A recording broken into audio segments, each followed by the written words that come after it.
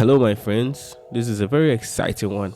This is a video for those of us who are getting started into 3D and Blender as a whole.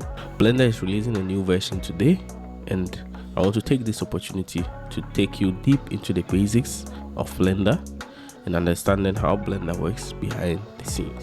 So in this course, we are going to go into the basics. We start from downloading Blender, installing it, learning the interface, learn the navigations, the basic commands and controls, and then at the end we will create our very first render of our own. So without much talks, let's just jump right into the video.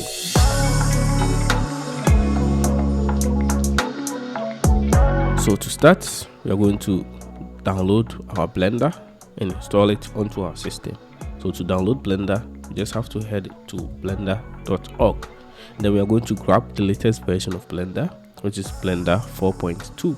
So we just click on download here, then it will take us to the download page. So depending on the operating system you are using, you're just going to select your various operating system here, and then just click on download to get it downloaded. So they're going to ask you to donate. Feel free if you have some cash on you, but then Blender is automatically free for everyone. So I just click on start download to download my Blender setup. So once you download your setup, you just have to double click to open it. Then it's going to be a very straightforward installation process. It's going to be a very straightforward installation process. So you just have to hit on next to go through the wizard. So we just go through it, read everything, then we hit on accept terms and license, then we hit on next to continue. We're going to locate where we want to save our Blender file. So just click on browse if you want to change the default, but I'm going to leave the default. So I'll hit on next, then I'll hit on install to install my Blender. So it says going to go through everything and then install our Blender on our machine. So once the installation is done, you just hit on finish to finish with your installation. So if you come to our desktop, you can see we have our Blender 4.2 here and ready to go. So let's double click on it to open our Blender for the first time. So once we open our Blender, yours might come a little bit different because I already have Blender 4.3 active, so I'll have a slight difference. But then with yours, they'll ask you to do a basic setup. We're just going to hit on next, and then you should be able to see this splash screen. So this is the splash screen, and as you can see, we have recent files here. We have different things here. If you want to open an already worked on file, you can open it from this side. So we have here new file. We have general 2D animation, sculpting, VFX, and video editing. So to get started, we are just going to hit on general to get started with our fresh Blender installation. So let's click on general, and this is what we have. So there's the interface of Blender, and here is where we are going to start with everything. So let's go. So once we hit on general, we will be greeted with this Vase window, a lot of buttons and icons here and there. Don't get overwhelmed. It's very, very simple. Let's try with one thing at a time. So Blender is very generous. It's going to create our very first shape for us, which is the default cube. So once this is a very famous cube, once you start playing along with Blender and start watching tutorials into the community, you know that this is a very special cube and it has a very special place in our hearts, the Blender users. So we have our default cube, we have a default light, and then we have a default camera, right? So this big workspace here is our 3D viewport. So this is where we are going to spend much of our time, right? And then if you come to this section, we have this here, which is the outliner. So this is just like layers in Photoshop, but it works a bit different. So everything we highlight here is going to be highlighted in the outline. Everything we select is going to be selected in the outline. And then if we come down here, we have our properties panel. So the properties panel is just like the properties of each object we select inside our 3D viewport. So when I select the cube, you see the properties of the cube changes because cube has a different properties than light. So when I select the light, you see the properties of the light changes. When I select the camera, it comes with its own properties. So here is the properties panel. This is the 3D viewport, and then this is our outliner. So this outliner represents everything that is inside our 3D viewport. So everything we add into our 3D viewport will be added into our outliner. So now let's take a deep dive into the 3D viewport. So once we are into our 3D viewport, if we take a look at this side, we have our tools, right? So we have select box tool. Once you click and hold, you have other modes of selection as well.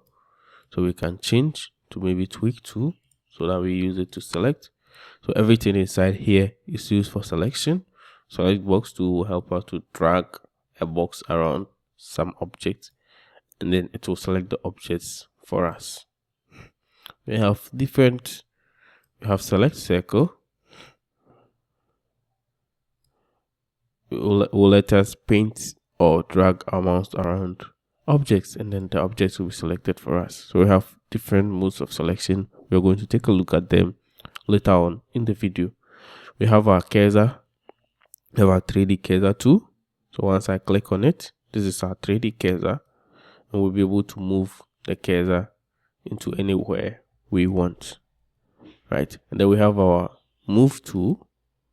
So once we click on it, we select our move tool, and then we select an object. We get this lines here, which is the 3D gizmo. So we can move it here, here, and then here as we want. We have our rotate, and then it does the same thing. We'll be able to rotate our object in the 3D viewport. We have our scale for scaling, and then we have our transform. So once we hit on transform, it will bring our scale, our move, and then our rotation all together. So we'll be able to rotate, scale, and then move our objects in the 3D scene all at once. We have our annotation and then other stuff that we are going to go into later on in the video, right? So that's on this side. Then if we take a look at the top side, we have our file where we are going to do some saving of our file, importing, exporting, and then if we want to quit Blender, we can do here. We have our edit tool. We have, if we want to undo, redo, all those cool stuff, and then preference as well if we want to edit. If we want to edit our viewport, preference, how we want Blender to work. Then we have our render, we have window, we have help, and then here we have some other formats. So we have layout, workspace, we have modeling workspace, we have sculpting, UV editing, texture painting, shading, animation, rendering, and others. So Blender is a very big 3D software, and then it can be used for a lot of different things. So depending on your preference, what you want to use Blender for, Blender has already created some workspace that suits that job you are trying to do, right? So it makes it simple for you. So let's say layout is the most basic one. That's when you want to do your 3D modeling and other stuff. We can quickly click on modeling, and then you can see our 3D viewport has changed to fit modeling, to make modeling easier for us. And then we can go to sculpting, and then everything will change again. It's just like you're using a different software altogether, but then it's the same software. We can go to UV editing, and then everything will change again. So it just changes our layout to fit that work style best. Apart from that, we can alter the layout ourselves. So if you take a look at here, this is our timeline, and we can change the timeline to whatever we want, or we can change any part of the layout to whatever we want it to be. So if you look here, we can click here, we have our 3D viewport. Now we have all the layout we can change this to. So maybe let's say we can change it to the shader editor, then this changes. We can change it back to the 3D viewport as well. We can change this one and then maybe make this a 3D viewport if we want, or let's go back and then make it our outliner as nice as possible. So if you bring our cursor here, let's say this outliner is small, we want to create more space. We have a lot of objects in our scene. We can just bring it here, drag, and then we have created more space just like that. Or we can drag here to create more space just like that. We can create extra outlines, extra places. We can bring our mouse here, right click, and bring our mouse here, right click. You see we have join, swap, and all those cool stuff. So as time goes on, we're going to explore with that.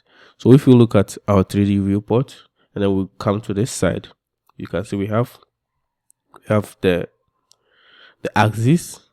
So we have the Z axis, which is the blue. We have the Y axis, which is the red, and then we have the X axis, which is the red, and then we have the Y axis, which is the green, right? So as you know, in 3D space, we have to move in 3 dimensions. So these are the 3 dimensions that we have to move in. It's either we are moving in X, we are moving in Y, or we are moving in Z, right? So this is it here. We can use this to go to various views, and then we can, so this is the 3D view workspace. This is the perspective view. As you can see, we can see all the 3 parts in our scene at the same time. So we can click, let's say we want to see only the front view, we can click on here, the X, and then it will bring us to the right orthographic view. So we are looking at it from the X axis. We are looking at our 3D workspace from the X axis. Let's say we want to see from the top, we can just click on this set, and then we'll look at it from the top orthographic view. We want to see from the back, we can click on the Y, and then it brings us to the back orthographic view like this. And then once we want to go back, we can just select this. We can just click on our middle mouse button, and then we'll go back to our 3D viewport. Now we have some other tools here. This is for zoom. So once we click on, hold on it, we'll be able to zoom in and out of our 3D workspace. This is for move. So once we click on it, we'll be able to move and pan around our 3D workspace. And then we can do the same thing here by clicking inside here, and then we can easily move around our 3D workspace. So we have a shortcut for that. The shortcut is for using our middle mouse, so the mouse wheel basically. So once you click on it, you'll be able to pan around inside your 3D viewport. If you hold shift and then click on your middle mouse, you'll be able to move. Hold shift and click on the middle mouse, hold, you'll be able to move your 3D viewport, and then scrolling the middle mouse down and forward, scrolling up and down, will zoom in and then zoom out of your 3D viewport. So that's it for the 3D viewport. And then we have some other features here, and then others here as well. So as time goes on, we will be learning everything inside the 3D viewport. So let's say we want to move this. We have shortcut for that. Instead of coming here, selecting on move and then moving it, and then let's say we want to rotate, we come and click on rotate and then rotate it. And then maybe we want to scale. Every time we want to do anything, we come here. There's actually a shortcut for it to make it simple for us. So you can select, let's say if we want to move, we hit on G. So G is for move. Once we select the object, let me just go back here, make it a select box. Once I select the object, I can hit on G for move, and then you can see the outline around the object has changed to white. It means the object is in a state to move. So now once I move my mouse, I don't have to click my mouse, I just have to move it. The object is going to move as well. So once I move my mouse, you see the object will follow wherever I take my mouse. That's move. G for move, S for scale, as you can guess. So I'll just, with my object selected, I'll just hit on S, and then you see the highlight has changed to white again, and then I can just move my mouse outside to scale it out, or inside to scale it in. And then we have R for rotate, and then the same thing. So I hit on R, then I'll be able to rotate my 3D cube to anywhere I want, right? So let's say we want to go to anywhere I want, right? So that's it for move, scale, and rotate. G for move, S for scale, and then R for rotate, right? And then let's say we want to rotate it on the x-axis, y-axis, and then z-axis as well. So first, we've already messed a lot with our cube, so let's just delete it and then bring in a new cube. So to delete this object, we hit on X for delete, and we click on it to delete it from our scene. So to add in new object, we have a lot of objects that already shapes with Blender that we call primitives. So they are like the basic building block. That's where you start with your object, and then you build with that. So you start from somewhere, and then you build upon those objects. So those basic objects are called primitives. So to bring up the add object menu, we hit on Shift plus A, and then we have add. So this will bring up all the objects that Blender ships with by default, right? So we can do that, Shift plus A to add, or we can go to top here, add, and then we have the same menu. But then most of the time we are going to use Shift A to add. So once we add, we are going to add a mesh. So we have a lot of objects. We have mesh, curves, surfaces, text, volume, light, and all the lights. So we are going to mesh, and then we add a cube again, right? So G is for move. Let's say we want to move it on the y-axis like this. So we hit on G to move. So now we can move it anywhere we want, but then we want to move it specifically on the y-axis. So once we have the G, we hit on Y, and then you can see there's a yellow line showing that we can only move it in the y-axis. No matter what we do, it's going to be moved only in the y-axis. Let's say we want to move it up, so we can do G and then Z to move it only in the z-axis like this. And then let's say we want to move it backwards in the x-axis. The same thing, we can do G and then X to move it backwards in the x-axis like this. So we have a lot of primitives. Just open it up and then play along with it. So let's do Shift A. We can add in, let's say, a torus, a cube, a circle, and all that cool stuff. So we have icosphere that we will be able to add in a sphere like this. And then every primitive have their own properties that they come along with. So you see, once I added in the icosphere, there's a toggle here that we can just toggle with our mouse. So this is the properties that comes along with the icosphere. So we have the number of subdivisions. We are going to go into that later on, what subdivisions are and how important they are in our 3D journey. We have the radius, how big we want the just added shape to be. We have how we want it to align. Do we want it to align to the world? We have the location, so we can change where we want this to be located. We can rotate it here. We can do all this cool stuff, and then once we are happy with it, we can just click into our 3D viewport, and then our changes will be saved. We'll be able to access that changes later on.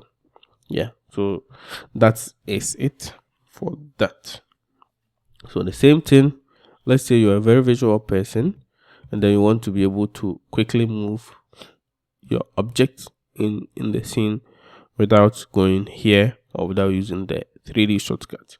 There's another way to do that. So if we come to here, we'll be able to see stuff that we have turned on into our 3D viewport. So let's just click here, and then if you come to our object gizmos, we have move, rotate, and then scale, right? So once by default it's unchecked, just to keep your 3D viewport clean and all that.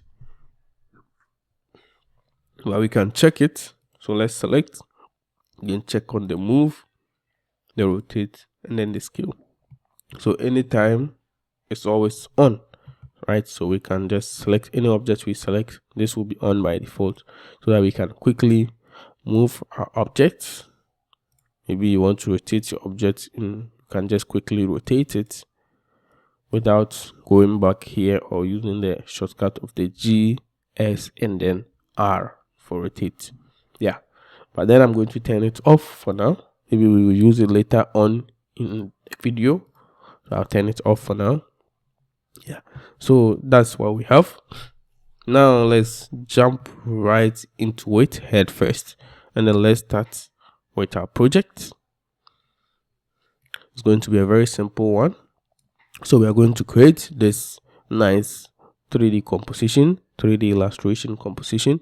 We're going to start with the book, create the book, see how we can add in bevel, play with modifiers, and play with colors and all that cool stuff. Next we jump on to these shapes, then the pencils, and then the leaves, and then maybe we end it up with the sticky notes. It's going to be very exciting and fun. Stick along, and you're going to learn a lot along the way. It seems very easy and simple, but trust me, there's a lot of challenges here and there that you're going to face, a lot of difficulties. Never give up, and let's keep on going. So next, let's select everything in our scene and then delete it. So we're just going to drag, make sure we have our select box this active. Now let's click and drag everything like this to select the entire thing, and then what's for delete? X, and then we can delete it, all of the objects into our scene, right? So once all the objects is deleted into our scene, you see we have our 3D cursor here. So now every object we are going to add into the scene, we added right here. So we want it to be right in the center of the X and the Y. So to do that, we can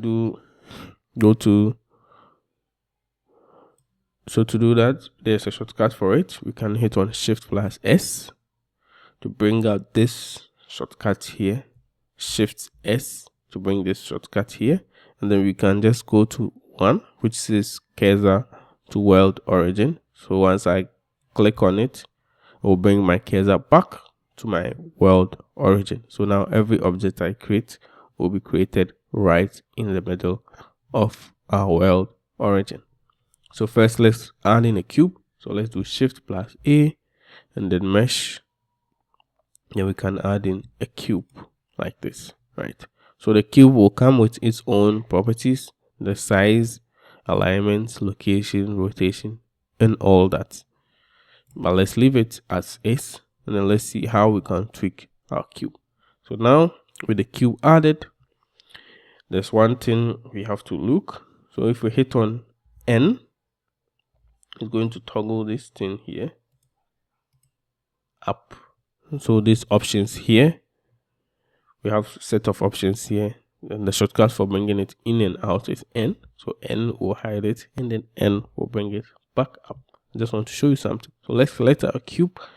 Now let's look at the scale here. You see we have scale, we have dimension, we have rotation, and then we have location. So we can rotate and position our cube here as well. So we can move it, rotate it, and then increase our scale as well. So let me go back. Let me do Ctrl Z, Ctrl Z, Ctrl Z to go back to our default scale. So that's it for the scale. Ctrl Z once again to our default scale, right? So now let's see how we can manipulate this object that we have. So first, let's jump into, in Blender we have two views. So we have the object mode and then we have the edit mode, right? So the object mode, in the object mode, we can only do basic manipulation to our scene, like scale, lean, rotating, moving. And then in the edit mode, we will be able to edit individual polygons, individual faces, individual edges, add in polygons, delete some, and all those cool stuff. So with this, we have to go into our edit mode to be able to edit the polygon to shape it into a book form, right? So to go into our edit mode, we come to here, you can see it's written object mode. You can just click on it, and then we can choose edit mode from here, or the shortcut for that is tab. So once I hit on tab, it will toggle between edit mode and then object mode. So we are in object mode. If you look here, just hit on tab, and then we go back into our edit mode. So once we are in edit mode, we can easily scale and shape our cube to resemble a book. So first, we are going to scale it top on the Z axis like this. So we can just click on X so that we are looking at it in the right view like this. So we are scaling it inside like this. So to scale it, we hit on S for scale. Now if you try to scale, it's going to scale all the 3 axes, but then we want to constrain it to only the Z axis. So we are going to hit on Z, and then now we are scaling it only on the Z axis. So how thick is a book is, we're going to scale it down to somewhere here, right?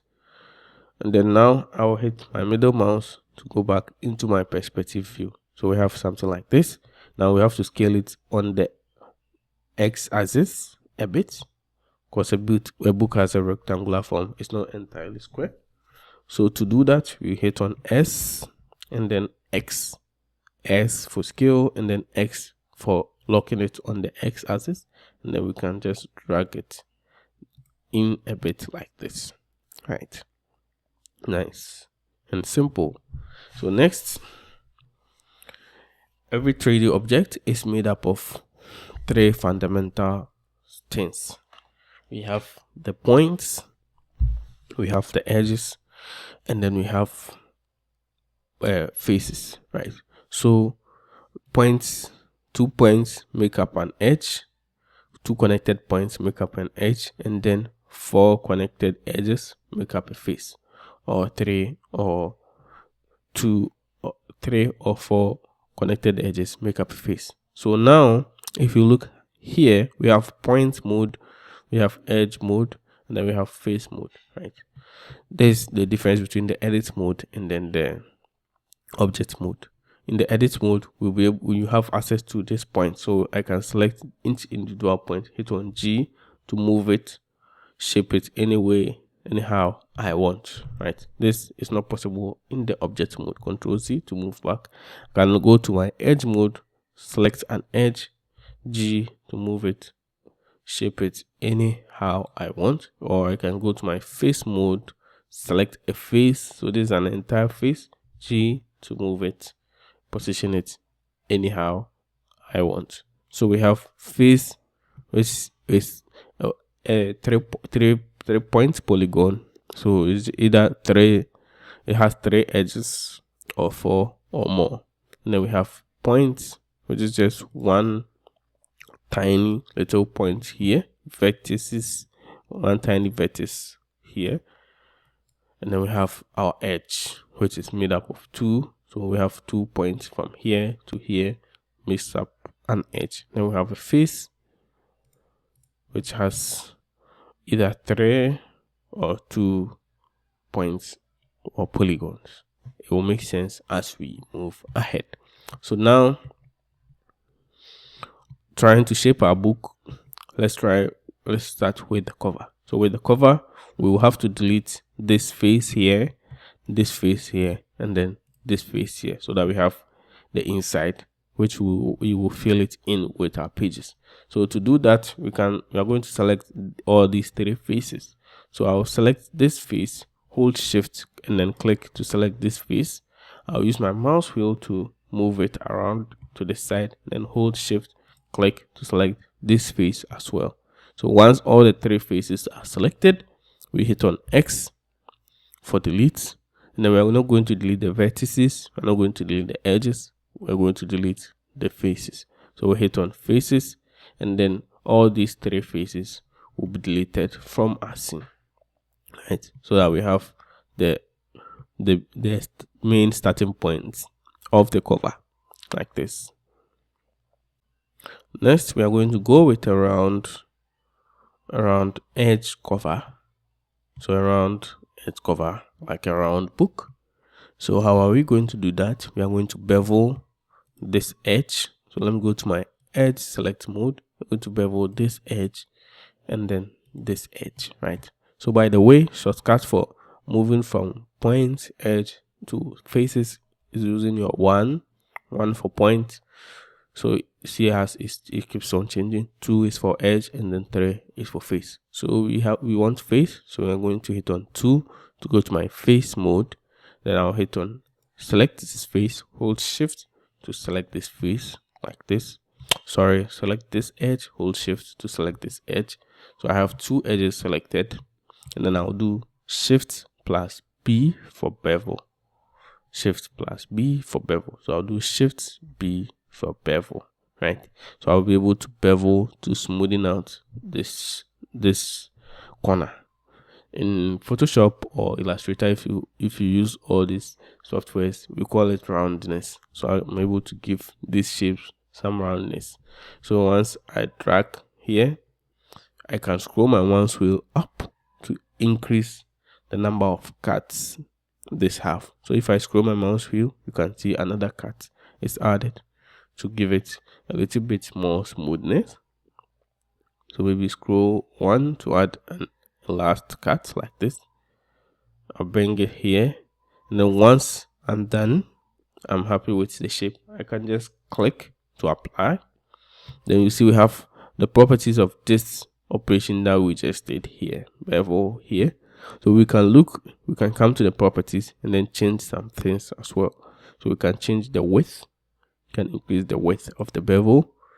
We can decrease the number of segments. So the number of cuts, right now we have 3. We can decrease it to 2 or 1, or we can increase it to 4 or whatever number we want. So we leave it at 3 for now.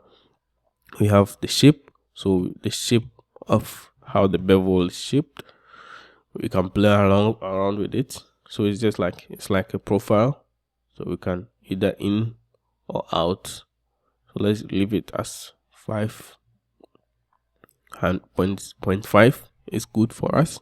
And then we have other cool properties that we are not going to get into here now. Let's keep it simple and nice, because there's a lot. If you take all in at the same time, we're going to get overwhelmed. So let's keep it simple and nice, right?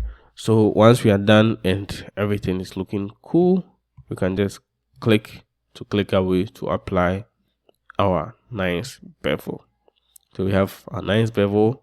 Our cover is taking up shape very nicely. So next we have to add in some thickness to our book cover, since every book cover has a little bit of thickness, because this is very flat. So now let's add in some thickness to our book cover to make it a bit thicker than this. So to do that, we are going to hit on A for select all, and then we are going to extrude all the faces inside. So once we have everything selected, we can hit on Alt plus E for extrude. So we have extrude faces, we have extrude along normals, we have extrude individuals, extrude manifolds, and all that. So as time goes on, we're going to explore all these different settings. So for now, let's go with extrude faces along normals. So once I click on it, I'll be able to extrude it either outside or inside. So I'm going to do the inside to extrude it like this to add in some thickness to our book cover, right? So now our book cover is done. Let me click outside, then we have our book cover nice and simple. So now let's look at how we can create the pages inside our book, right? So we're going to go the simple way. We're not going to create individual pages. We're just going to create a chunk of pages, since we are going with the illustrative way, for it to serve as individual pages. So to do that, we have to select all the faces inside our book cover, create a duplicate, and then use it as our pages, right? Simple as that. So how are we going to select all the faces inside our book cover? So first, let's make sure we have our face select mode active, and then we can come inside like this, and then select this, hold shift, select each individual pages, but then it's going to take a lot of time. What if there's a shortcut for doing that, right?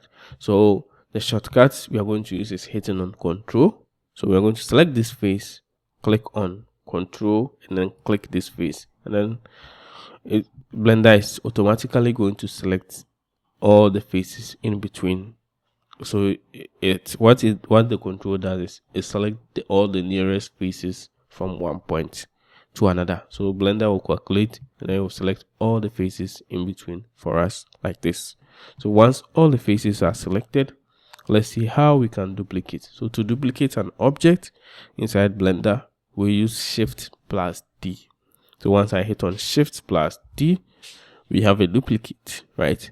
Without even touching my mouse, there's a duplicate, right? So now I can choose to move my mouse somewhere else if I want to position it somewhere else, or I can just hit on the left click to apply my duplicate. So now if I move my mouse, you can see there's a duplicate created.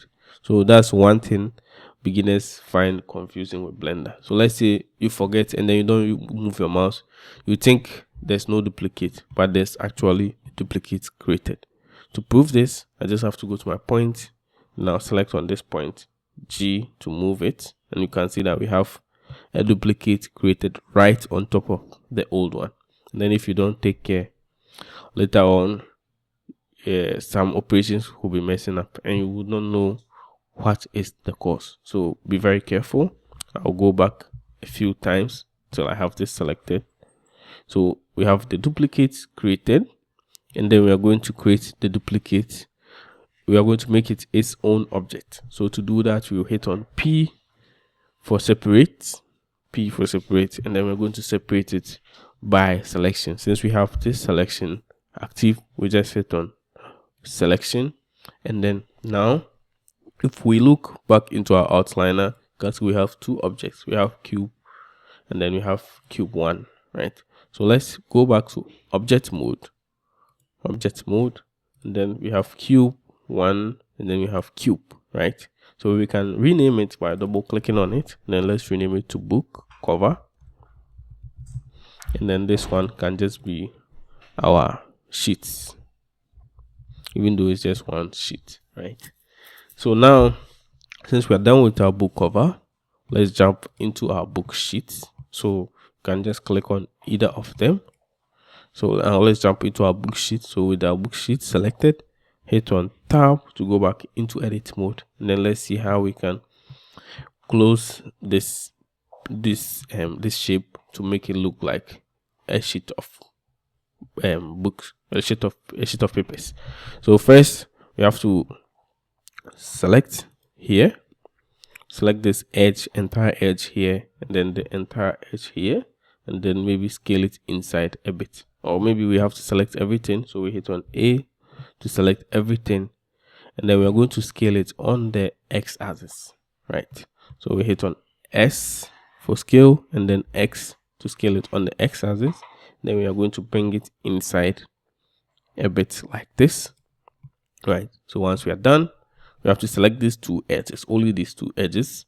So I'll hit on my edge mode, and I'll select this edge here and then this edge here. So there's another trick. Let's say we want to isolate only the inside.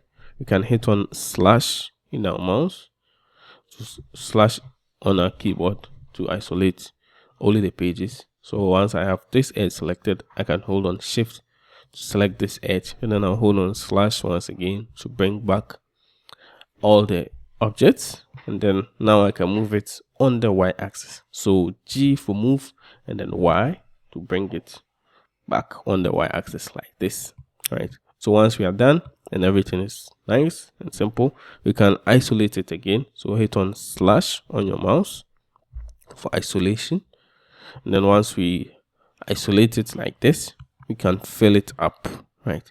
So one of the easiest way to fill it up is, let's select two edges to make it into a face. So we have two edges selected. We can hit on F for fill.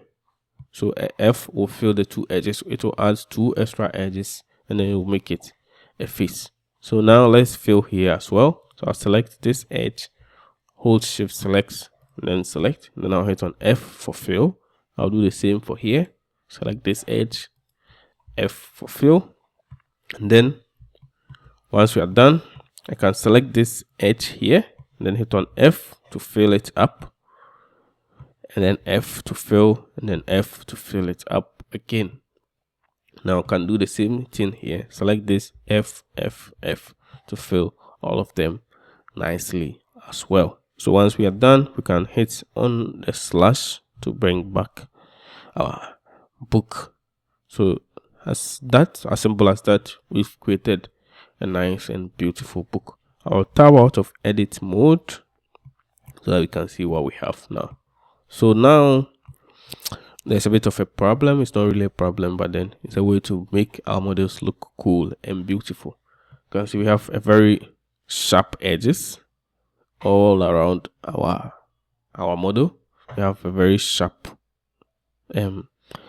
we can see like each individual polygons here. So let's try and smoothen it out so that it looks beautiful and a bit more realistic, if we can see. So to do that, we are going to use bevel and then subdivision surface. So first, let's select this shape and right click, and then we can tell Blender how to shade this object. So we have a couple of different. We have shade flat, which is by default, so everything looks flat. We can go shade smooth, and then Blender will try to smoothen out all the flat surfaces. So as you can see, we can't count the polygons that were here. Let me go back to shade flat, and then you see it's flat. Right click, shade smooth, and then Blender will try as much as possible to smoothen out all the edges for us. So let's leave it as shade smooth for now, and then let's go back to this. Let's make sure we have our book cover selected, and then let's look at some of the properties it has. Specifically, we are going to go into modifiers, right?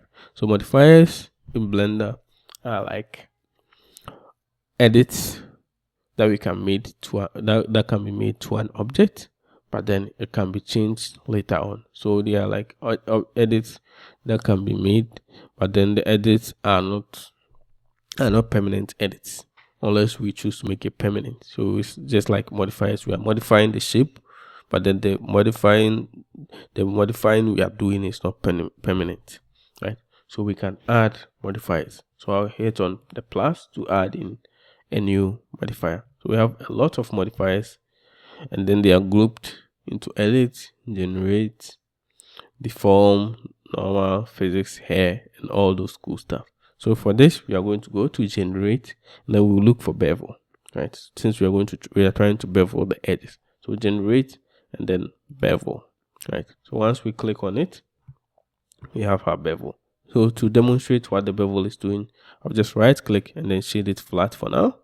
Then you can see. So bevel will try to add in some extra how do we call this? It will add in some extra segments or extra. So bevels in a simple form, we just try to make our corners and edges rounder and smoother based on the number of segments. So now the number of segments is set to 1. So we just subdivide these edges into 1. So once we add in number of segments, the more segments we add, the more smoother the bevel is, right? So but make sure you don't go way crazy or more than 3 or 4. So let's leave it as 3. Then we can increase the amount of bevel we want with this slider.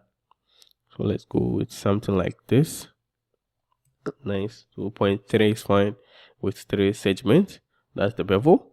And then we can right click and then shade it smooth again. So you can see our object is looking a bit nicer than it's used to So next, another modifier we would like to add is subdivision surface. So I'll click on it to add a subdivision surface. So it subdivides. Is what this does is it adds an extra mesh to our scene to make it look even more smoother. So you see, with subdivision, let me delete it without subdivision, and then with subdivision it looks nicer, and we can increase the number of subdivision we want. So the more we increase, the more smoother it looks, but then the more toll our PC will have to take. So now our object is looking more nicer with round edges here and there, and it is looking more beautiful. We don't have that sharp faces that we used to have. So next, let's do the same for this, but for this one we are not going to add a subdivision, we are just going to add a bevel. So select it, add modifiers, generate, and then let's add in a bevel. So this has the one segment. Let's make it 3 like this. Let's right click and then let's shade it smooth, so that we have a smooth shading and then nice bevel that will reflect light and make our final render look more beautiful, right? So now, nice. Let's add in that little marker that we add in the middle of a book. So when we read to a point and then we want to come and continue later, we just add it in the middle. So let's add that inside. So we are going to use a plane for that. So we are going to start with a primitive and then shape it to the way we want. So to add the plane, we do Shift plus A for our add menu. Then we select plane. Then we hit on G for move, then X to move it up like this until we can see our plane. So next, let's jump into edit mode by hitting on tab into edit mode. Then let's hit on S to scale our plane down till we have something small like this, right? And then maybe we can scale it on the X axis. So we do S and then X to scale it outside on the X axis like this. And then we can add in some subdivision, we can add in some edges so that we can easily manipulate this to look like the marker we are looking for. So we can do Ctrl plus R to add in a loop cut. So Ctrl R will add in a cut, will create an edge. It's called a loop cut. So we can add a loop cut right at the middle. If you scroll our mouse wheel up, we can add more loop cuts. If you scroll it down, we can decrease the number of loop cuts. So we just need 2 loop cuts here, and then let's add 1 loop cut right at the middle. So Ctrl plus R, add the loop cut right at the middle like this, and then let's go to our point select mode, select this point, and then let's move it back on the X axis. So we do G X to move it back on the X axis like this. So we have something like this, right? Nice and simple. So next, let's try. We are in the face, sorry. So next, let's hit on Y to go into this view, right? So next, let's try and shape it out a bit. Let's try to curve it to make it look like it's pointing. It's a bit fluid. It's like a material. It's looking down. So to do that, we have to go into, you have to select this entire part here, and then move it down, right? So we have this entire part selected. You have to do G, then move it down on the Z axis like this, and then maybe rotate it down to something like this, right? But to do that, we have to go into our Y, so this view, so make sure we have everything selected. But then if we are looking at it from this side, and we'll try to select everything like this, not everything, the things at the other side, so the things that we can see cannot be selected. So to demonstrate that, you see it selects up to this point, but then all this part is not selected. And now if we try to move, it's going to move in a form that we don't want. So to do that, to help with that, we have to make sure we have our wireframe mode selected. So we hit on this, to go to our wireframe mode. So wireframe mode will turn everything into wireframe, and then we'll be able to select everything even if they are not in the viewport. So now we have our wireframe mode active. I hit on Y to go to my back orthographic view. I click and drag. I'm now able to select everything here and then everything at the back as well. So let's go back to our Y again. Now let's hit on G to bring it down like this. Then let's do R for rotate to rotate it down to something like this. Right. So next, let's go back to our solid view once again so that we can see everything nice and solid. And then this is what we created like this. Then let's hit on A to select the entire thing. And then let's hit on E or Alt E, extrude faces, or just E to extrude the face like this. So we have a little bit of thickness like this. Now I hit on Tab to go back out of edit mode. Let's add in some bevel. So let's go to our add modifiers tab, bevel, to add in our bevel. Let's increase it to 2 like this, then decrease the bevel count like this. Then right click and then let's shade it smooth to make it smooth. Right. Now let's bring it into position here. So first let's move it GX to bring it on the X axis like this, and then GZ to bring it down on the Z axis like this, and GX to bring it down a bit like this. Then we can Y to bring it somewhere here. Nice. So we are done with our book. It's looking beautiful and nice. Let's focus on the next object. So the next object we are going to create is going to be this shape right at the back, the pencil holders. So let's go ahead and then see how we can create it using our cube. So as I said, we can select everything, G, then bring it on the side like this. And then let's focus on creating our pencil holders, right? So it's going to be simple. Let's do Shift A. Always start from a primitive or start from the basic shape. So we're going to select cube. We have our cube here. Let's decrease the size to something like this, and then let's apply. So we have our cube. We have to make this part of it a circle, and then we are going to create a hole inside. So how are we going to do that? Let's select our cube and let's hit on tab to go into edit mode. So first let's add in some loop cut so that we have more geometries to work with. So to add in a loop cut, Control plus R for loop cut. Let's add one loop cut here at the middle, Control R. Then let's add another one here as well. So once we select all this, we are going to extrude them and then create a circle, a hole inside this shape. To do that, we are going to do that with the help of an add-on called Loop Tools. So Blender has a feature called add-ons or plugins. So they are just a bunch of plugins we can download online to enhance the functionalities that already ships with Blender. So one of those add-ons, which is very useful and is going to be very useful in your Blender career, is Loop Tools. So let's see how we can download and install Loop Tools inside Blender. So first, let's go to Edit, Preference, and then let's go to our Get Extensions. So first, if you're using later versions of Blender, it used to be just add-ons, but then in Blender 4.2, they've added extensions. So just get extensions, and then we are going to make sure you click here, then you have all these three checked, and then just search for loop, which is just Loop Tools. So if you search for loop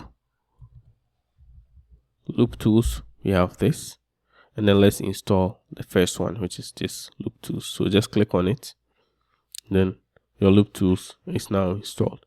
Now if you toggle this, you'll be able to read you can click on it to go to the website to read the extensions, how loop tools work, and all that. So once we have that checked, we can cancel it, and then now if we right click, we have loop tools here, and then it comes with some set of options and properties here that we can use later on. So first, once we have all, let's make sure we have all these phases selected, and let's hit on I for insert. So I for insert. So if we hit on I, we'll be able to insert these phases like this, right? So once we insert it into inside, it comes with its own options and properties as well. So we can decrease or increase the thickness. If we want to add in depth, we can do that here. Sorry, let me do it once again. And then I'll insert it inside. But then we want to create a circle. So let's see how we can turn this into a circle. So to do that, we right click with the help of our loop tool. We have an option called circle. So once we click on it, it tries to turn all the points we created into a nice circle for us. So once we have the circle created, let's hit on I once again to insert a circle. Once again, just to add a supporting loop, and then we can insert it inside. We can extrude it inside with E for extrude. Then we can bring it inside like this. So we can go to our wireframe mode to see how much we've extruded it inside. So it's just here. So we can just click on G and then Z to bring it down somewhere here to make it hollow, nice like this. So once we are done, we can go back to our solid shading mode and then tab out of edit mode, and then this is what we have. So let's add in a subdivision surface to make it look nice. So I'll go to my add modifiers tab, generate, and then we'll look for subdivision surface modifier. So once we click on it, it's going to try and smoothen out all our shape, and then this is what we have by default, right? So now let's tab into edit mode, and then let's add in a couple of loop cuts to support our shape and make the shape and the form look even nicer. So now this is what we get when we add in the subdivision surface. You see, it tries to shape everything to make everything smooth by adding a lot more geometry to our shape, right? So let's try and then maintain the form of our cube a bit. So once we are in edit mode, all we need to do is to add in a couple of loop cuts here and there. So first, let's do Ctrl+R to create a loop cut right at the middle. Let's hit on right click to apply the loop cut right at the middle here. So we can increase the number of cuts if we want here. Then we have something like this, right? So now if we tap out of edit mode, this is what we have. You can right click and shade it smooth to see what we have. So if this still looks rough for you, you can increase the level of loop cuts to 2. And then you see our shape looks even more beautiful and nice. So that's it for our pen holder. Next, let's create our pencils. So we are going to create our pencils. So let's see how we can do that. So with our pen holder with our pencil holder selected, let's hit on G and then let's bring it on the side. Now let's add in another primitive. Then let's see how we can shape that into a pencil. So let's do Shift+A. Then what primitive are we going to use? A cylinder. So Shift-A. Then we locate our cylinder. Then let's add our cylinder into our view. So now if you take a look at the properties of this cylinder, by default it has 32 vertices. It means all these points around the cylinder is 32, which is a lot. So we can decrease the vertices to, let's say, 16. Then let's decrease the radius a bit to make it a bit smaller. And then let's decrease the depth to make it shorter. Nice, like this. So once we are done and we are happy with it, we can just click inside and then we can have our pencil. I'm scaling it to decrease the radius even a bit. So once we apply a scale like this, you can see our scale here will be messed up. So we have to fix it to make sure everything is set to 111. To do that, we do Ctrl+A and then we apply our scale. So that our scale will be fixed. Everything will reset to 111. Now let's tab into edit mode and then let's see how we can shape our pencil. So first, let's add in a loop cut right at the middle. Ctrl+R, click, and then we can scroll to bring our loop cut somewhere here so that we can shape the tip of our pencil. So to do that, let's make sure we have our face select mode active, and then select this face, and then let's hit on S for scale, and we can scale it down to create the tip of our pencil. So next, let's create where the graphite is shown. So select this face and then I for insert. So let's insert it down until we have something like this. So we use this for the tip, and then this for the main pencil, and then this for the bottom part. Right. So next, let's create some cuts here to show where the tip, the graphite inside our pencil, and then the difference between the graphite inside our pencil and then the wooden part of the pencil. So to do that, we are going to first make sure we have this selected, and then hit on A to select the entire thing like this. Then we have to cut this part. So we separate by cutting this part so that we create a separation, a cut at the top, and then the main body will be different cuts. So Blender gives us a tool for doing that, which is the bisect tool. So we have the knife tool, we have the loop cut tool here. We are going to use bisect tool, right? So what the bisect tool does is it helps us to cut into our shape, right? So once the bisect tool is selected, you can just click and then drag, so you can see the yellow line which shows where we are trying to cut. So let's just drag and cut it diagonal like this. So you see we have a cut right here, and then it cuts all around our pencil.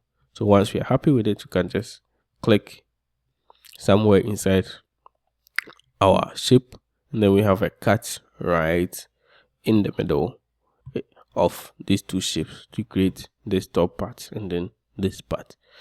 So once I have my select mode, I can just select this. You can see we have two different parts like this.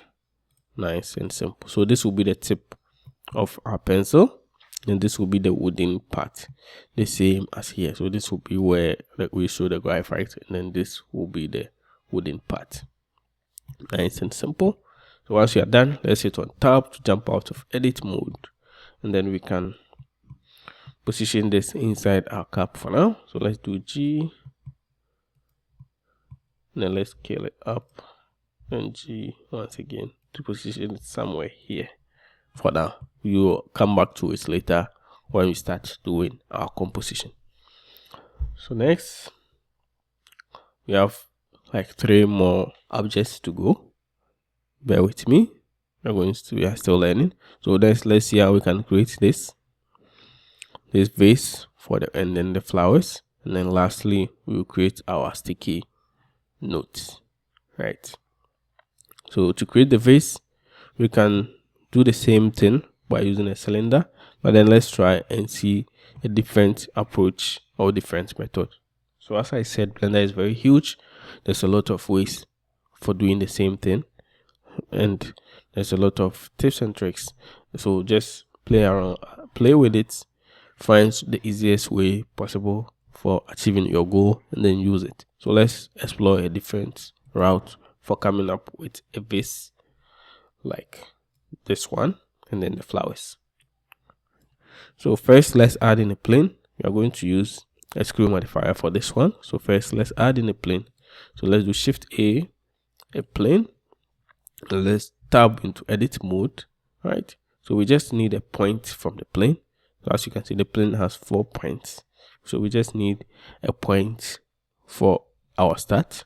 So to get this point, we are going to merge all these 4 points at the center of the plane. So we hit on M for merge, and then we go merge at center. So all these points will be merged into one single point, right, which will be right at the center. So now we have just a single point here. I can hit on G to move the point anywhere I want. So we have just a single point right at the center. So now let's try and create the mold of the vase that we want.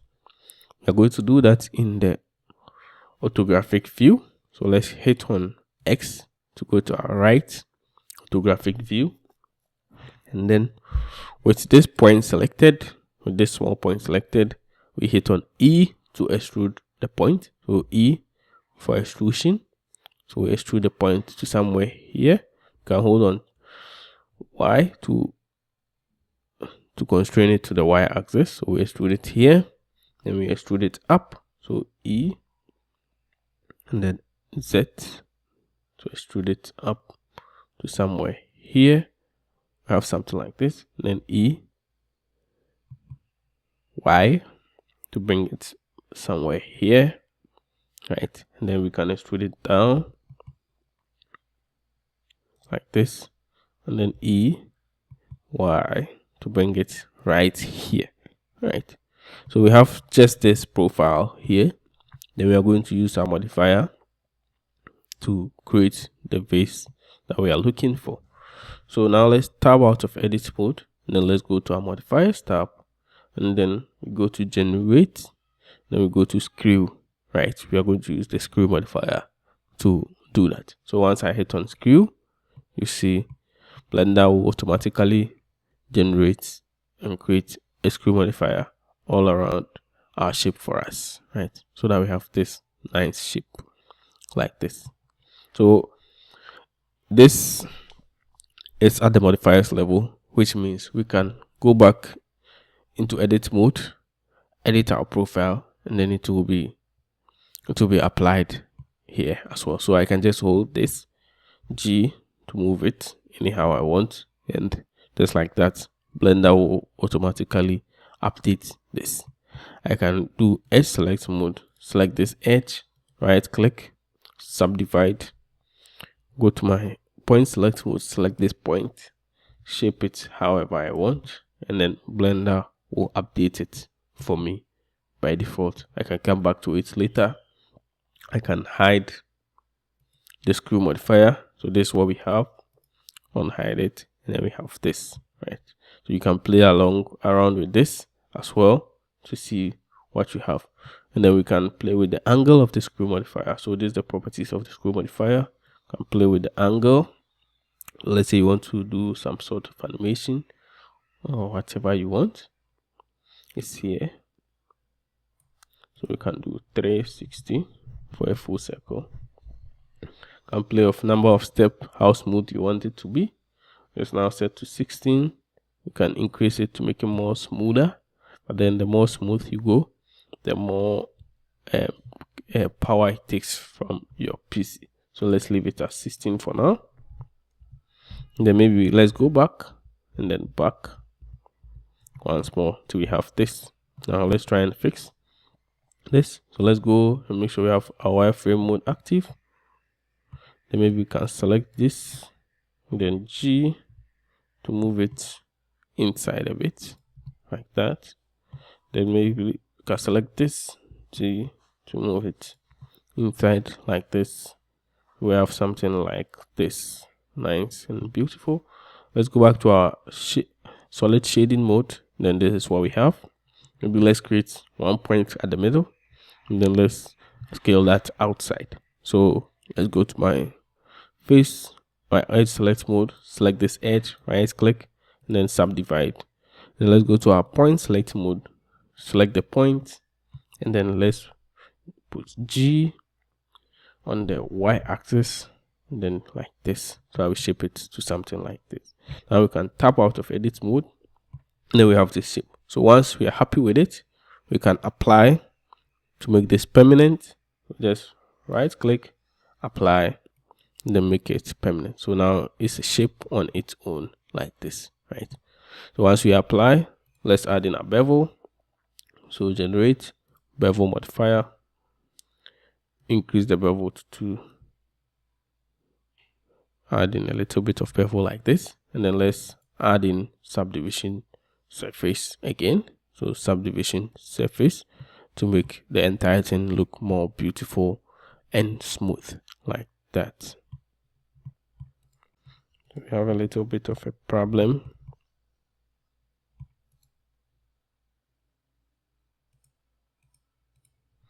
At the bottom,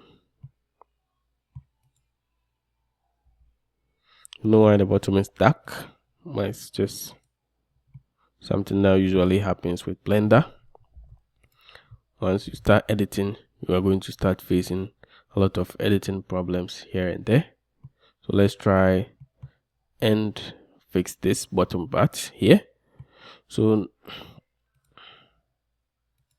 one thing we have to look at is we have each faces have where they are facing. Since this problem has occurred, let's try and fix it all together. So it will happen to you once you start your beginner journey. It's okay and it's normal. Let's try and fix it together. I'm not going to edit, I'm not going to cut.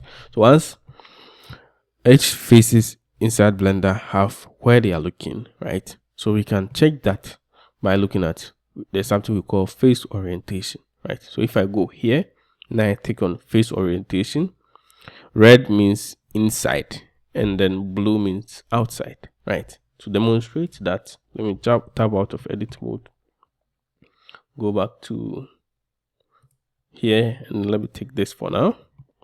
Let me bring this on the side. Let me do Control A. Then let's add in a cube, right? So by default, the cube, all the outside is going to be, let me turn on the face orientation. All the outside is going to be blue, but then the inside is going to be red, which shows that X to faces. So the inside is red, then the outside is blue.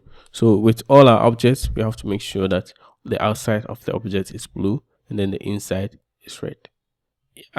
Other than that, this means we are looking at the inside of our faces instead of the outside. So the red part is the inside and the blue part is the outside. So let's try and fix this, right? So first, let's select it, tab into edit mode, A to select everything, and then we have to recalculate all the normals. So to do that, we hit on Shift plus N to recalculate normals. So you can see we have recalculate normals here, and then it just flips everything upside down nicely like that. So now if we tab it out of edit mode, the normals is facing the right place. Let's do the same for this. Tab into edit mode, A to select everything, and then hit on Shift plus N to recalculate these normals, and then the blues are facing where they are supposed to face, and then the reds are facing where they are supposed to face as well. So next, let's hide it. Once we are done with that, then we have our normals facing the right place. Let me select this and let me delete it from our scene. So now we still have this weird black thing here. I don't know what is causing that, but then let's try and diagnose it together as well. So let's tab into edit mode, go to my point select mode, select a single point G, and then move it. So as you can see, I think the problem is, from what I can see, I think the problem is we have duplicate points saturated here. So now if I move this point, you can see we have one point here, but then there's still more points here. The same is happening to here, and they are not together, right? So to fix this, right click, we are going to hit on A to select everything. Then we are going to use our merge at center function we did earlier on. So we hit on M for merge, and then we are going to merge it. Instead of merge at center, we are going to merge it by distance. So we are going to merge any point that is close together by distance. So let's click on by distance, and then once we did that, you can see that black shading is missing, right? And we can increase the merge distance here, but I think the default, that's the good work for us here, and it's looking fine and beautiful. So let's hit on tab to jump out of edit mode. Then now we have just 1 point here. Nice, beautiful. So we have this. Let's bring it back to where our 3D viewport is, and the way we do that is we hit on Shift plus S to bring this menu right here, and then we can go to selected, selection to cursor, and it will bring this back to our 3D origin 3D viewport like that. Nice and simple. So next, let's add in our leaves. We are going to use plane for that, a primitive as a start. So let's use Shift plus A, plane, GZ to bring it up, and then S to scale it down like this, right? So once we scale, our scale will be messed up here. So let's try and fix that. So Shift Control plus A, then we apply our scale. Always apply your scale, right? Always apply your scale. So we've applied our scale. So now let's try and see how we can shape it into a leaf form. So to do that, we are going to manipulate the points, the edges, and the faces. So we have to jump into edit mode. So once we are in the edit mode, and do Control plus R, add in a loop cut in the middle like this, Control R, and then add in maybe 2 loop cuts here in the middle, A to select everything, S, let's scale it, the x-axis like this, right? So once we are done, maybe you can select this 4 point here, and then scale it down like this, so that we have a leaf created nicely. So next, let's select all the middle part. You can go to edge select mode, hold Control, click to select the entire middle part like this, then Z to bring it down on the Z axis like this. So I have the basics of our shape selected. Next, let's go to this view by hitting on this wire here. We have this view. Make sure we have our wireframe mode active, and then let's make sure we have our edge point select mode active. Now let's select these points at the tip here, right? So once we have those points selected, we are going to rotate them so that it rotates, it forms an arc form like this, how leaves are supposed to look. We are going to, so now we can hit on R and then start rotating. You see how it rotates. Well, there's one feature which is called proportional editing, so that once we rotate this, all the other forms will rotate nicely in place to make it look nicer. So let's make sure we have our proportional editing turned on, and then hit on R. So you can see there's a huge circle around my cursor. So I can scroll my mouse wheel to make the circle bigger. So it's just like a circle of influence, or make it smaller like this. So now if I rotate, you can see because the circle is smaller, it's only influencing up to a certain part. So let me increase the circle to everything is inside. And then now I can rotate to bend it nicely like this. Tab out of edit mode. Click here to, we are done with our perspective editing, proportional editing. So let's just click to uncheck it. And then now we have this. Let's go to our solid shading. And then this is what we have as our leaf. So we can select everything, S to scale it up a bit, and then let's extrude to add in some thickness. So with everything selected, we can hit on I, we can hit on E for extrusion, then we can extrude our leaf up like this nicely. Then tab to go out of edit mode, and then let's add in our bevel modifier, and then maybe a subdivision surface modifier as well. So first, let's add a modifier, then let's add in a bevel modifier. Let's increase the segments to 2, then let's decrease the amount so you have a slight bevel like this. Nice. And then next, let's add in a subdivision surface to make everything nice and smooth. Right click, and then let's shade it smooth. So we have this nice leaf like this. Let's try and position it into our scene. So here is where we are going to use a 3D gizmo. So let's come here.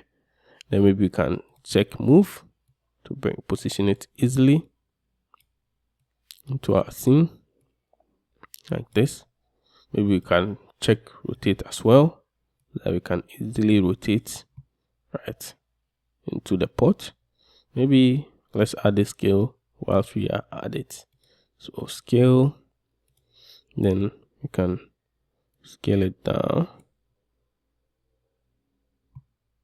Maybe the scale is not a good idea. Let's just use S to scale it down.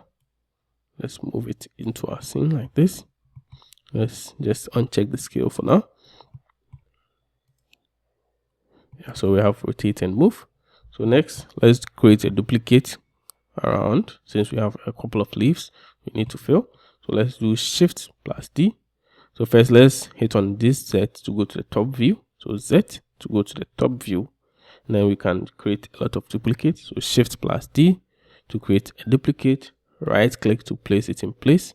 And then let's rotate it like this. Then let's move it somewhere here. Shift D, duplicate, right click to apply. Let's rotate. Let's move it to somewhere here. Shift D, right click, apply. Let's rotate. Then let's move it somewhere here. Right. Now middle mouse to go back. Then maybe we can position some on top of the other to avoid a little bit of overlapping. We bring this down. We have this nice leaves here for us. We bring this even down. We have this nice leaves. And select everything. Then we bring it back a bit like this. So everything is looking nice and beautiful. Let me just move it down like this. Then let's bring it closer. So we have one last object to go, which will be our sticky note, our sticker. Right. So with the sticker, we are going to use a plane as a starting object. So let's say Shift plus A, plane. Then let's add in a plane into our scene. S to scale it down. So we have something like this. Let me hide this for now. We are done with it. We'll come back to it later. So once we have this, let's apply our scale. So select it, Control plus A, apply the scale. Right. So once we have the scale applied,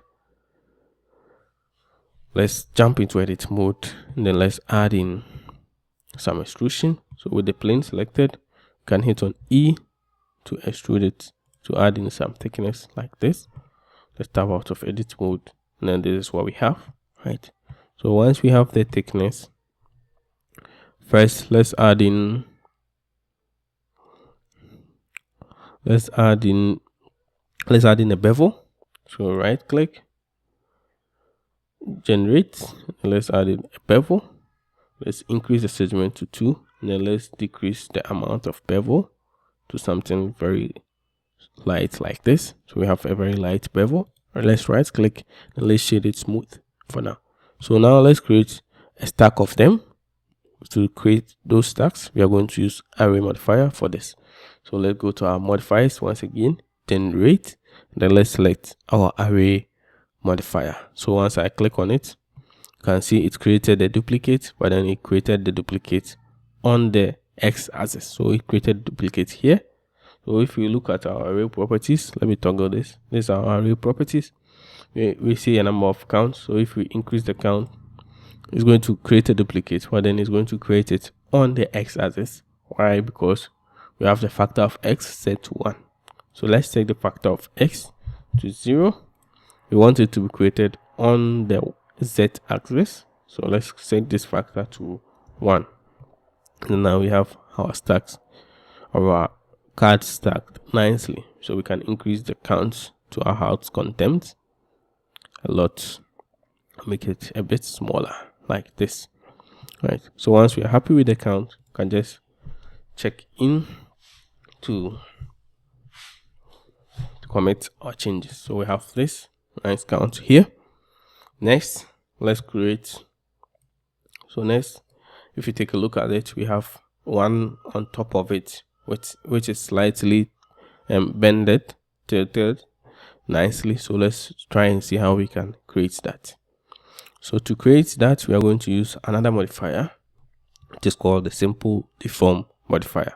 So first, let's do Shift plus D to create a duplicate of this. And then for the duplicated one, we don't need the array, so we're going to cancel the array from it. And then we have this, right? So we are going to bend it.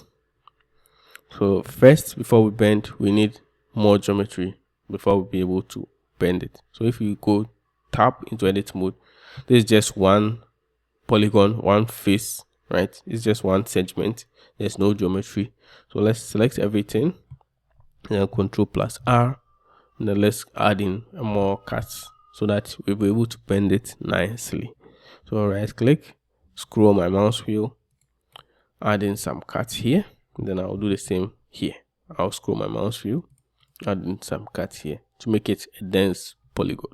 So now we'll be able to easily bend it using our simple deform. You need some geometry to be able to bend nicely.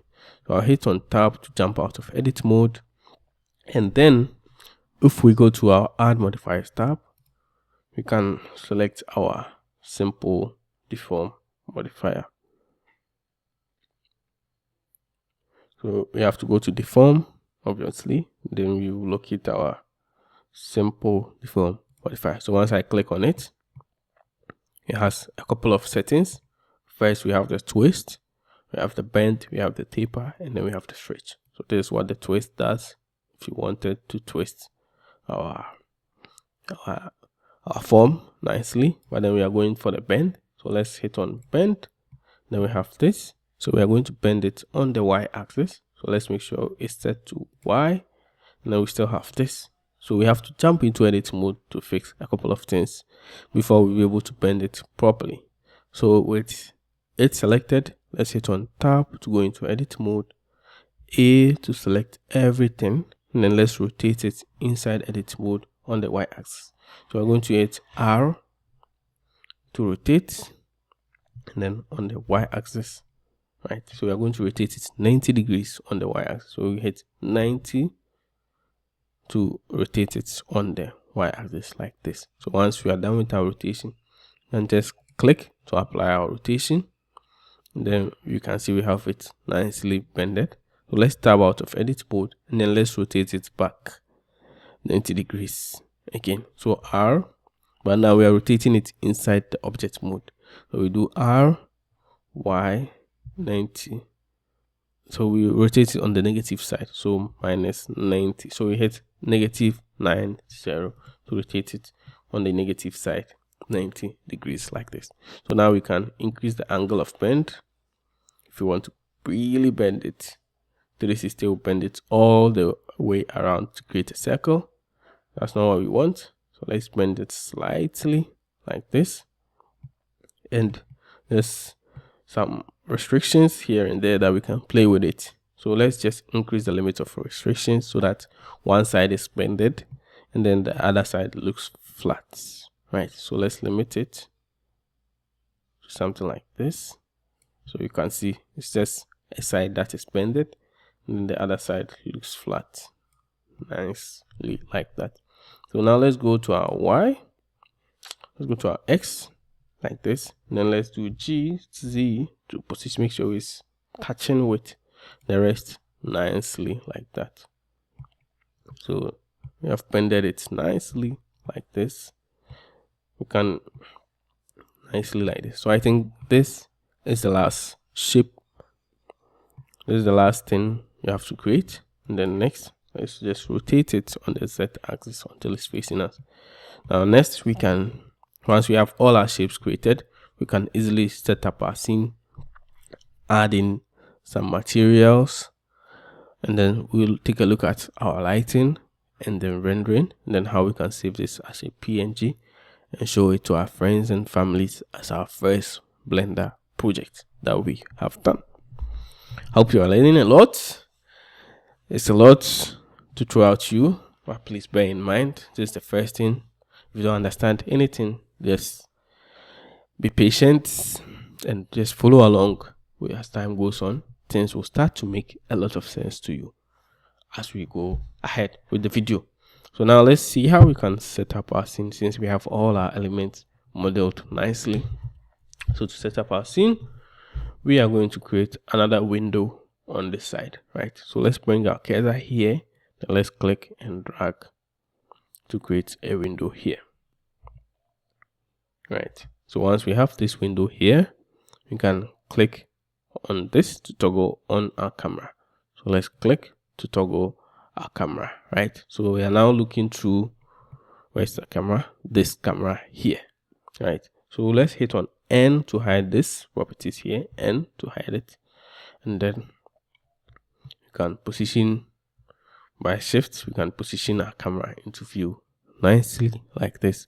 So once we are looking into our camera, can click here to lock the camera. So once we lock the camera, we can use our normal middle mouse to pan, shift middle mouse, so that we can position our camera, our object into the camera scene nicely. So if you take a look at this side, you can see that we are moving our camera so that our camera is pointed nicely on our scene. So we are using the same movement principle. So we are using the toggle, the pan, the scroll, using our middle mouse click to toggle, hold shift click to pan, and then all that nice stuff. So now let's take a look at how we can set up our scene.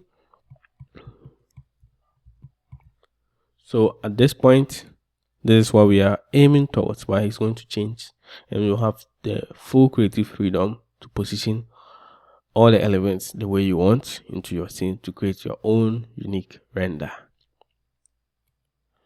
So for me, first let's add in a background, which is going to be a plane. So let's do Shift plus A, and then let's add in a mesh plane, right? So we've added a plane into the scene. Let's scale the plane up, make it a very big plane like this. And then next, let's see how we can position all our objects on top, right? So I'll bring this to make this a bit smaller. Maybe uncheck this, scroll on my mouse wheel, check it once again, right? So that we have a lot of space here to play around with. I'll hit on N to hide this again, right? So next, let's select these two here.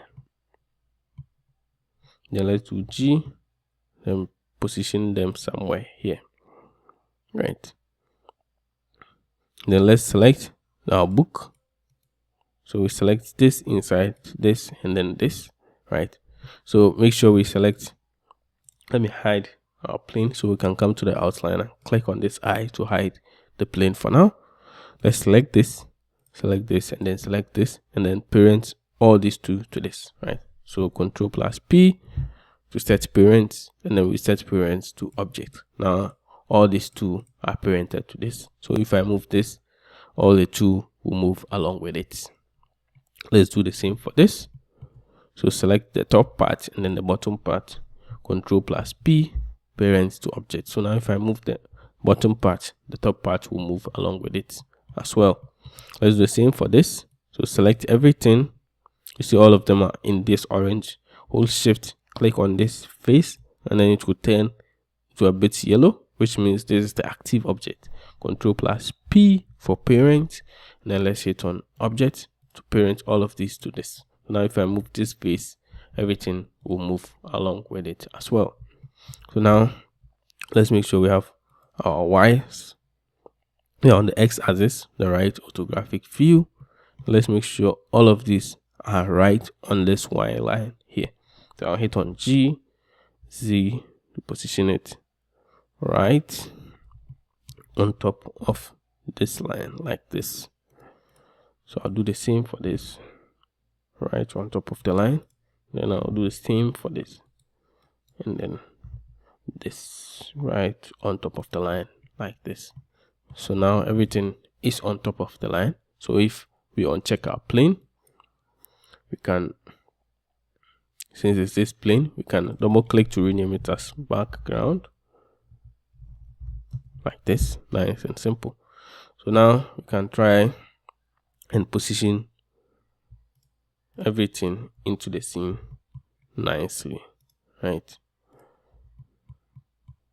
G to move it on the x-axis. So at this point, I think it's nice if we can have this move and then rotate back active like this, so that we can easily position everything. So I'll come back here, shift middle mouse to position everything nicely as well.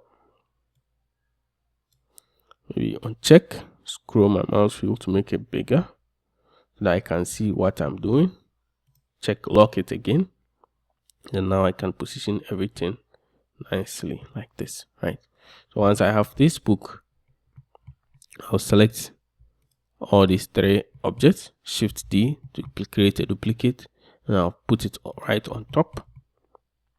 So let's go to our X.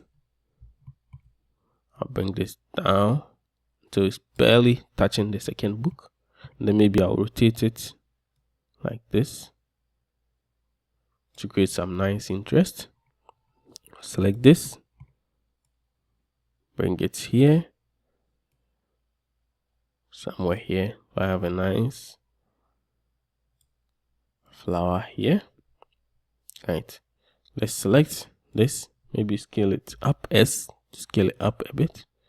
Let's make sure it's still on top like this nicely. Maybe bring it up a bit, and then position. So at this point, you have the freedom to move things around till you find something that works best for you, that looks nice for you as a composition, right?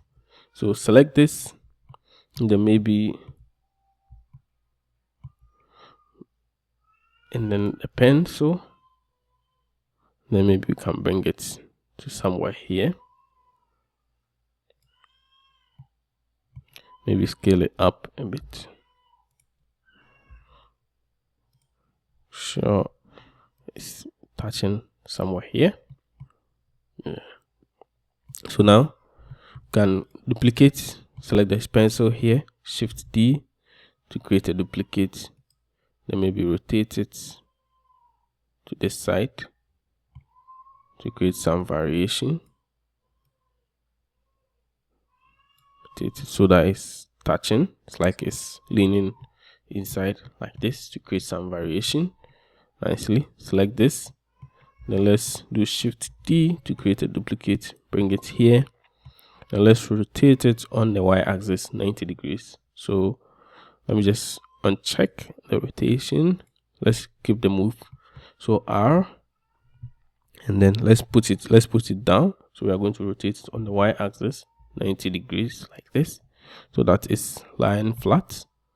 Let's go to our Y view, or back orthographic view, so that we can make sure it's lying on top of our background, our plane, nicely. Yeah, I can bring it here, then I can rotate it on the x-axis, something like this, then bring it to this side. Then let's do shift D to create a duplicate, and then let's rotate the duplicate to somewhere like something like this, right? Then let's rotate it up. Then let's go to the Y, then we can bring it till it's touching, then rotate, bring it until it's touching.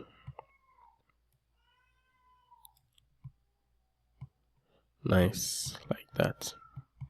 So once our scene is done, you can set up, zoom in, set up the camera nicely, and then we have our composition nice and ready for adding our materials, our light, and then our render, right? So with this selected, let's go to our render properties, let's go to our output properties, and then let's change the resolution X to 1080. So we want a square render, so 1080 by 1080, so that we have a nice square render, right?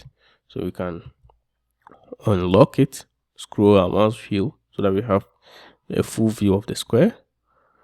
lock it once again, scroll our mouse wheel inside so that we can position everything nicely into our scene like this. So we can increase the background so that it covers everything nicely like this. Right, so everything is nicely positioned into our scene. So now let's take a look at how we can add lights and materials to this beautiful scene we just created inside Blender. So to add backgrounds and lights, first have to change this from object view to solid view to render view, right? So if you come to this here, first explore the wireframe, which is this, and then we have the solid view. We have what we call the look depth view. So this is using Eevee, which is a different render engines, and then we have this rendered view like this. So once we click on the render view, everything turns into darkness, right? So now let's take a look at the render engines that ships with Blender. Basically, the render engines are what will make us see the beautiful work we've done so far. So let's come to our properties tab, hit on render. Now we have our render engine set to Eevee. So we have two main render engines inside Blender. We have Eevee workbench, which we don't normally use, and then cycles, right? So first, Eevee will give you a render, will give you real-time rendering. So it's fast, it's speed, a lot of speed, but then it renders quickly, but then it's not physically accurate. And then cycles will give you a very physically accurate, but then it takes a bit longer to render your final file. So depending on what you are going for, you either choose Eevee or cycles. So now everything is dark. Let's add in some light, and then we can explore the different type of render engines we have. So to add in a light, Shift plus A for add menu. Then we have light here. We have different type of light. We have the point light, the sunlight, the spotlight, and then we have the aerial light. So we are going with the aerial light to keep everything nice and simple. So let's click on aerial light to add in a light. So once we add in a light, we can drag to bring it into our scene. So now we can see what we are doing so far. So this is our light. Our light comes with its own properties. So if you go to light, if you click on this icon here, so we have the light selected. We click on this bulb icon here, which is the objects data properties of the light. We have the power, the shape, so it's now square. So we can increase the power. We can change the shape to a disc, maybe an ellipse or a rectangle. So I'm going to leave it to a disc for now, for the main first light. Then maybe let's increase the power to, let's say, 100. That is very nice and bright. You can increase the size. So with the size, the larger the size, the more smooth the shadows are. So now if we decrease the size, you can see we have very hard shadows, right? So that's for the light. But before we continue adding in our light, let's go and change our render engine to cycles, right? To get a more nicer render. Then I'll change my device from CPU to GPU compute for faster render, right? So depending on your PC, you can change your render samples, your viewport samples here, right? Mine is set to 1000, which is fine for me. You can change it to 100, and then it's fine, so that it renders quickly and it doesn't drag your PC so much, right? So once we have this, you can do S to scale it up, and then hold this and then bring it up like this nicely, right, into our scene. Let's bring it up somewhere here. It's looking nice, simple. Next, so my PC is still dragging a bit. The reason might be that let's check let's go to render, preference, and then there's one thing we need to check under our systems, right? So let's go to the systems, and then you see we have cycles, render device, right? So now it's set to none. It is not good. So depending on the PC you are using, if you're using NVIDIA graphics card and it's the latest series like the RTS series, then your best is good if you set it to optis, or if it's lower than the RTS series, you set it to CUDA. It's nice. So right, once I set it to optics, you can see I have RTS 3070 Ti laptop. I'm even rendering on the laptop. Then I will just make sure I have the laptop checked. Then it's going to improve my use. By yours, if you're using Mac, I think you have to set it to the HIP here, and then it will make use of your metal render. So you can see I have mine set to optics. So you can set it to either optics or CUDA. But in my experience, the optics is a bit faster for me since I'm using the RTS series. So I'm using the RTS 3070 Ti on the laptop.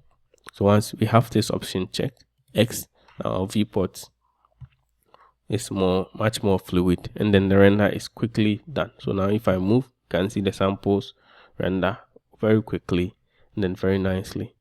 So we have some noise. You can check viewport denoising if you don't want that noise. So it will render nicely, and then it will denoise it for us nicely like this. I prefer to leave it unchecked, but let's leave it checked for the purpose of this tutorial. So we have one light G set at the top like this. Let's add in more lights to our scene to make our scene look even nicer. So let's do Shift plus D to duplicate this light. Now let's bring it to this side, and let's hold this yellow point here, and let's point it towards our scene like this. Then we can do S to scale it up nicely like this, so that we have an extra light shining from this side. So we are going to use, for the purpose of simplicity, we're going to use only 2 lights. You can add as much lights as you want. We have one at the top and then one at the side. We can add an extra light at the side if we want to. So we can do Shift D, bring this light here, then point it towards this side, right? Then maybe we can decrease the power of this light. So we go to our light properties, the power, let's set that light to 20 like this, so it's nice, but then it's filling this part of our nice looking render, right? So other properties of the light, we have the color, so we can change the color. Maybe we want to give it a nice tint or something, so let's just make it a bit. It's not necessary, depending on what you want to do. Feel free to play with all these settings as you see fit. So once we are done, we have a nice render and color setup. Let's see how we can add in our materials to the scene, right? So let's bring our cursor to somewhere here, and then let's drag this up. Let me just untoggle, shift click, and then to position it in place like this, and then I can lock it in place once again. So once we have this huge space, let's change it into our shader editor, right? So we can come to this side, and then we locate our shader editor here. Now let's click on it. So here is where we are going to add in our materials to our scene, right? So first, let's select the background like this. And then you see, if we don't have any, let's select the background, and then once we have the background selected, you can see we have new here, right? So if we click on the new, our material, we have a material added to our background.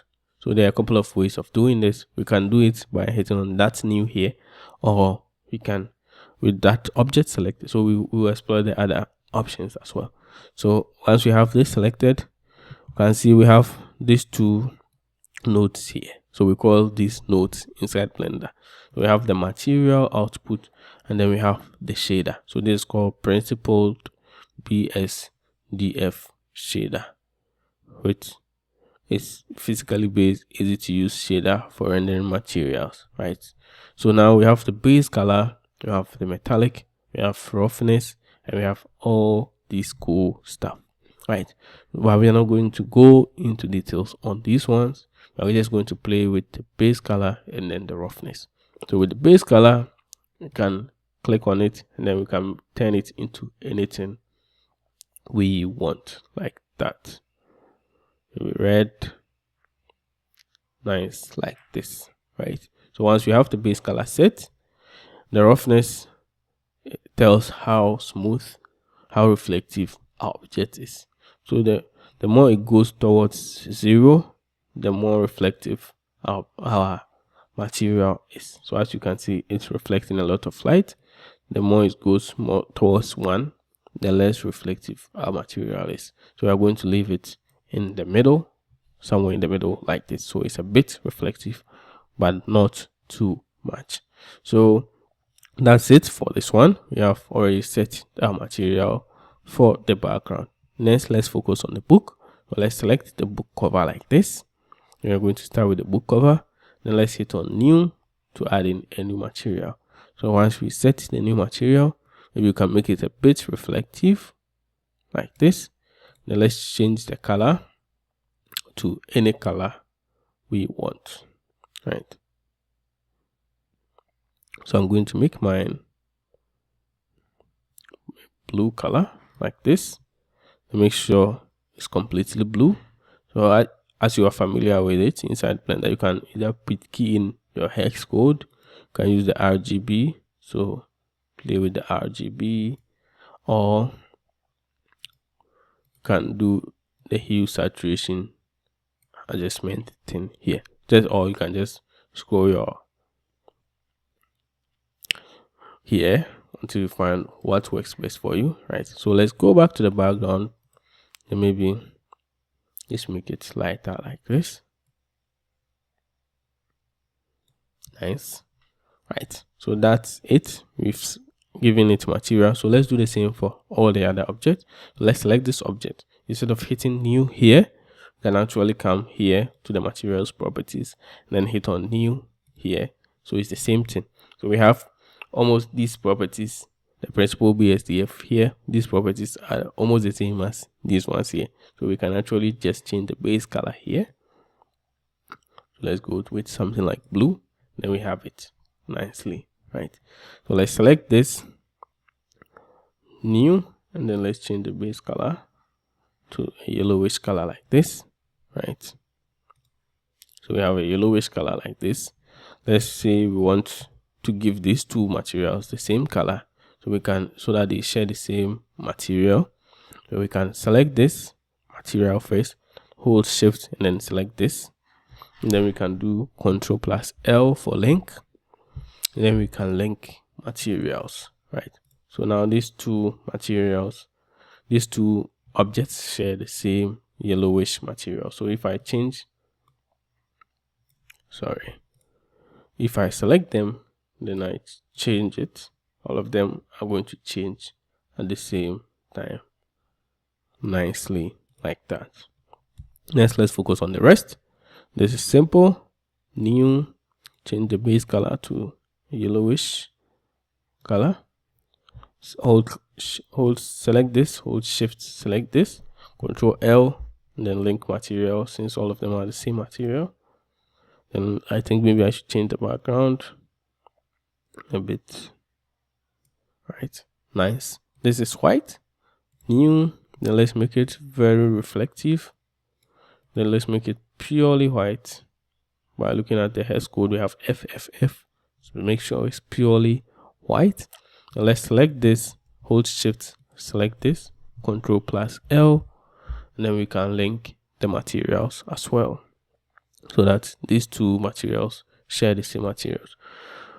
Without going in further, let's try and save our progress. So to save, as we do in all other softwares, Ctrl+S, save. Then you find where you want to save your object. So I'll just save mine on the desktop for now. So I'll just go to desktop, then I'll go to you can save it with any name you want, obviously. My first render. Now I'll hit on save to save it onto my desktop so that I'm safe, right? So next, let's continue on. So now we are done with this. Let's go to the leaves. So let's select the leaves, then hit on new to add a new. Let's change the color to a green, nice green color like this. Let's make sure it's a bit rough like this, and then let's select all the others. 1 2 3 no 1 2 3 4. Make sure the one this is set, this is the active layer. Control plus L, and then we can link materials so that we link all the materials to this. Then lastly, let's tackle our pencil, which is the most I think a bit complex than the rest. So let's select our pencil. Let's select this, and let's hit on slash to isolate. No, let's just go back. Let's select this pencil. Then we can turn this on here, viewport mode active here. Then we can hit on slash to isolate our pencil so that we can see what we have. Make sure you have this on so that we can see a preview of the material we are applying. So first, let's hit on new to apply a new material. So we are going to give it 2 separate materials. So let's just set the color to red like this. Right. So now the body part of the pencil has a different color, and then the tip and then the bottom to have a different color, right? So this part of the pencil needs to look like a wood, then the top part needs to have a different color, right? And if you remember, if you tab into edit mode, we've already separated those parts as well, right? So once we select everything, let's tab into edit mode. Make sure we have our edit mode active, and then we are going to select this part here, and then this bottom part, and then we give it a different material, right? So make sure we have our face select mode active, and then we hit on alt and then click on this line, alt and then click on this line to select, to make a loop selection around. So we hit on alt. If you hit on alt and you click on this line, it's going to select this loop like this, right? But we want the loop to go around, so we hit on alt, click on any of these lines. So if I click, you see select the entire loop. So this is called a loop selection. I'll do the same at the bottom. So I'll come down here, but right, since we have this part, the top part selected, I want to select the bottom part. You have to hold on alt, you have to hold on shift alt and then click to select the bottom part as well. So now we have this part selected and then this part selected. Now if we come to our materials, our material properties here, you can see we have this plus here, right? So we can just hit on plus to create a new, so this is called a material slot. So we've created a new material slot, right? And then we can hit on assign to assign this material slot to the selection we've created here, right? So if I hit on assign, we've assigned this material slot to the selection we just did, right? But then the material slot is empty for now. So with the material slot selected, we can hit on new to create a new material. So now we can change it to any color we want, and it's going to be a little bit darker like this. Then now if I tab out of edit mode, we have two. So we have the place for the color, the tip of the color, the colored pencil, and then some at the bottom here as well. And then we have the wooden part, which is right in the middle like this, right? So now I'll hit my slash to bring everything back nicely. Then we can do the same thing for this, and the rest, right? Or we can just select this, X to delete it, select this, Shift plus D to create a duplicate, and then rotate it, R for rotate, make sure it's leaning,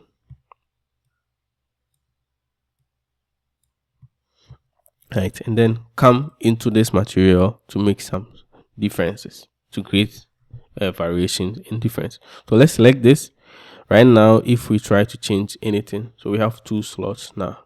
So if we select this slot and then we try to change, it's going to change this one as well, since all of them are sharing the same material. And if you take a look at here, you can see we have 2 here, indicating that this material is shared by 2 objects. But then we want to create a separate independent material. So we are creating a duplicate independent material based on this.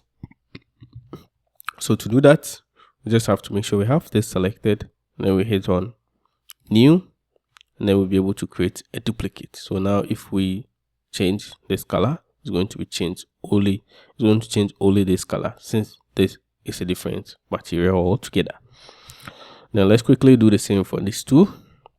So we can select these 2 X to delete them. Select these 2 X to delete them. Then select this, Shift D to bring it to the side. Yeah, just doing the same thing. So we are going to rotate it on the Y axis. So R, Y, then 90. Then we bring it down until it's touching. So we can go to our Y view, make sure it's right on top like this. Then can bring it into our scene. Maybe rotate it, R, to rotate it on the X axis like this. And then we do Shift plus D to bring one like this, right? And then rotate it nicely and rotate it to somewhere here. Let's go to this view, bring it up, then position it until it is touching.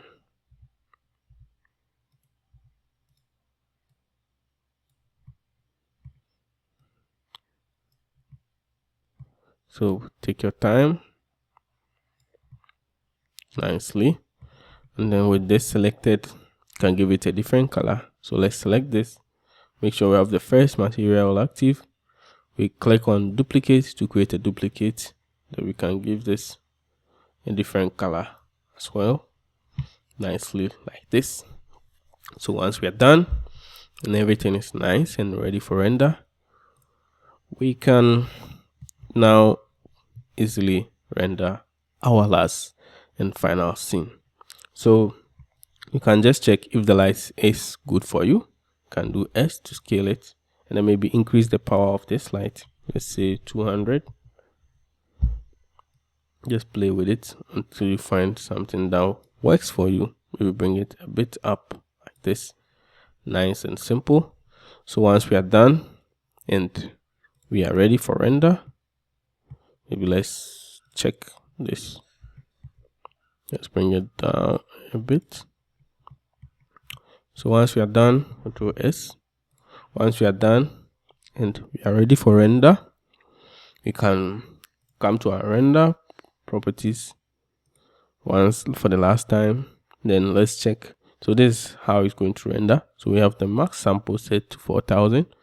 Just make sure your PC can handle this, else you can decrease it to 1000 or maybe 100 and you'll be fine. But I'll set mine to 1000, and then we can come to our render image, or F12 for the shortcut. So I hit on render image, and then our final image will be rendered.